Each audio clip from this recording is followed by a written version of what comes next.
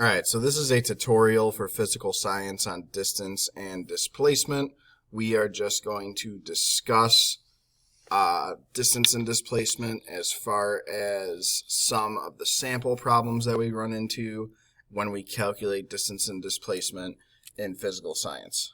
Okay, so the first one we'll look at is number 1 on here, which this type of problem is considered to be a right triangle problem, which you'll see in a second here. Okay, whenever you are solving for distance and displacement, those are the two things that you want to answer for: distance, displacement. And you want to make sure that you include both your units or your magnitude as well as your direction. Okay, so the first thing you should always do in any problem is you should draw your own diagram. So if you're not sure, remember that you can have a compass to know what directions are what: north, south, east, and west. And then you're just to draw what it says in the problem. So it says Harambe walks 3 kilometers north. So the first thing I'm going to do is draw an arrow going north, label it 3 kilometers. Then turns east and walks 4 kilometers. So not from his starting point, but from the point he's at now, I'm going to draw an arrow going east, 4 km. And just having that information, you could solve your distance. You could do 3 km from the north, and then his 4 km east, and his distance would be a total of 7 kilometers when you add them. It's very important you always keep your units when you do this.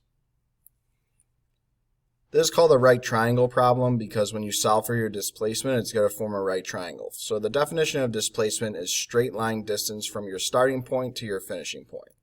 We started at the very beginning of the problem here. We ended at the very end of the problem here. And if you draw your displacement, straight line from start to finish, not the other way around, that line would look like this. Okay. Now, if you look at this arrow here, and you compare it to the compass, this direction is going to be northeast because he went north, then east. So he is now going to be northeast of his starting point. So you know your direction is going to be northeast. So now we just have to solve how far northeast is he. Well, in math, whenever we have a right triangle, we can solve for the hypotenuse, or the longest side of a right triangle, by doing Pythagorean theorem: a squared plus b squared equals c squared, where your displacement line would always be your hypotenuse or your c. As far as a and b goes, it doesn't matter which one you label as which. So I'm going to label this as my a. I'm going to label this as my b. After that, we just simply plug it in.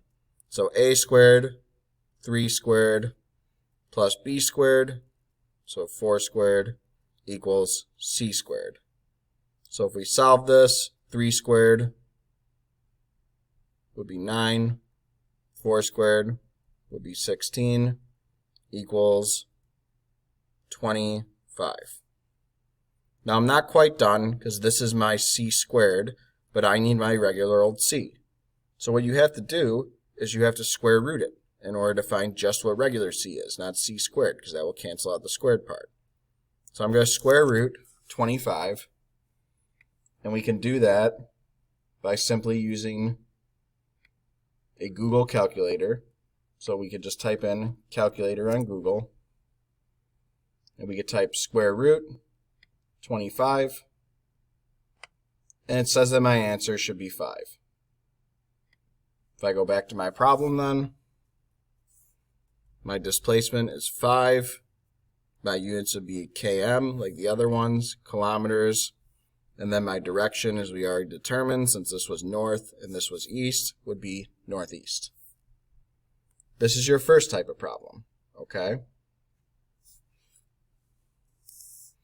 Sometimes you don't have a right triangle. You simply just have either vectors that you add or vectors that you subtract.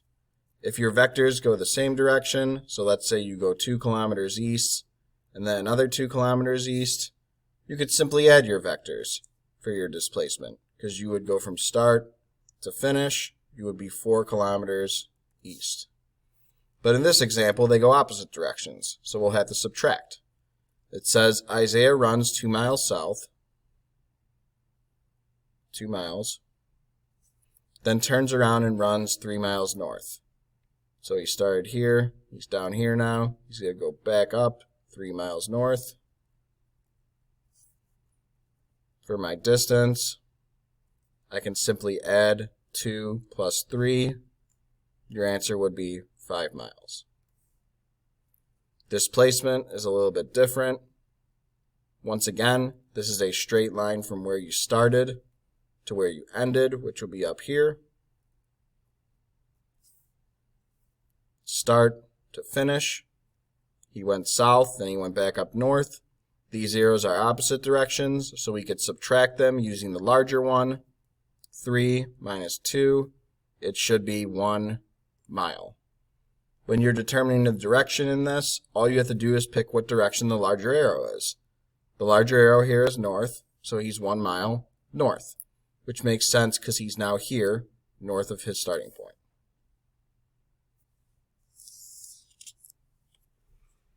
Last type of problem might look like this, where we have 3 different vectors.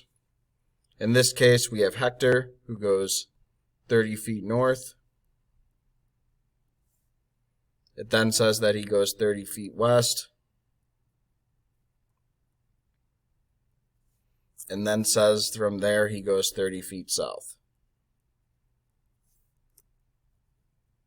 All I have to do for my distance is add these. 30 plus 30 plus 30 would give me 90 feet. Your displacement, remember by definition, is a straight line from where you started, which will be here. At the end, Hector ended up right here. A straight line would look like this. Remember, it's always start to finish, so your direction would be this way. This is west. So how many feet west is Hector from his starting point? Well, first of all, this is a square. So all sides would be the same, right? So it would be 30 feet. But also, you could see that this line is the same as this line. So that would also tell you it's 30 feet. The other way you could do it is you have this arrow going north, this arrow is going south. You could cancel these out. All you're left with is 30 feet west. So your answer would be 30 feet west. These are the 3 most common types of problems you'll run into, and these are the only types of problems really that you'll be tested on, with maybe a few exceptions, but these are the main ones. So if you know these, then you should be fine as far as distance and displacement goes. Things like this one, Alan runs 2 laps around a 400-meter track. You would draw a track here. It's 400 meters, 2 laps, 400 times 2. Your distance would be 800 meters. Displacement, if you think about it, he starts here, 1 whole lap, other whole lap. If he ends at the same exact spot, his displacement would be 0. As long as you remember for distance to add your total number of units, and for displacement, a straight line from start to finish with a direction. Here I wouldn't have a direction because 0 is absolute. Then you should do fine with these problems.